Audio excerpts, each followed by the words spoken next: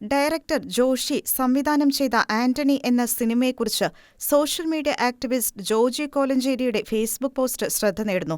Facebook പോസ്റ്റിലേക്ക്: director Joshi, താങ്കൾ കാണിച്ചത് ശുദ്ധ പോക്രിത്തരം എന്ന് മാത്രമേ പറയാനുള്ളൂ.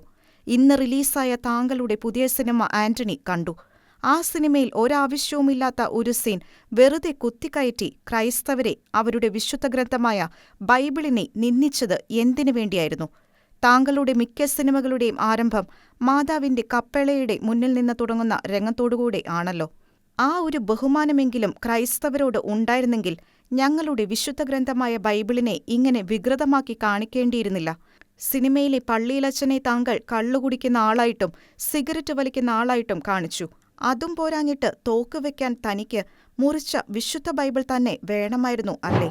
വേറെ ഏതെങ്കിലും മതസ്ഥരുടെ വിശുദ്ധ ഗ്രന്ഥം ഇങ്ങനെ മുറിച്ച് അതിൽ തോക്ക് വെച്ച് താങ്കൾ കാണിക്കുമോ?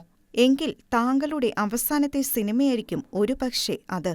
ക്രിസ്ത്യാനികൾ പ്രതികരിക്കില്ലാത്തതുകൊണ്ട് അവരുടെ നേരെ എന്ത് തോന്നിവാസവുമാവാമെന്ന് കരുതരുത്. ആ സീൻ ദയവായി സിനിമയിൽ നിന്നും ഡിലീറ്റ് ചെയ്യുക. കാരണം ബൈബിൾ ഞങ്ങളുടെ വിശുദ്ധ ഗ്രന്ഥമാണ് എന്ന വാക്കുകളോടെയാണ് ജോജി കോലഞ്ചേരിയുടെ ഫേസ്ബുക്ക് പോസ്റ്റ് അവസാനിക്കുന്നത്.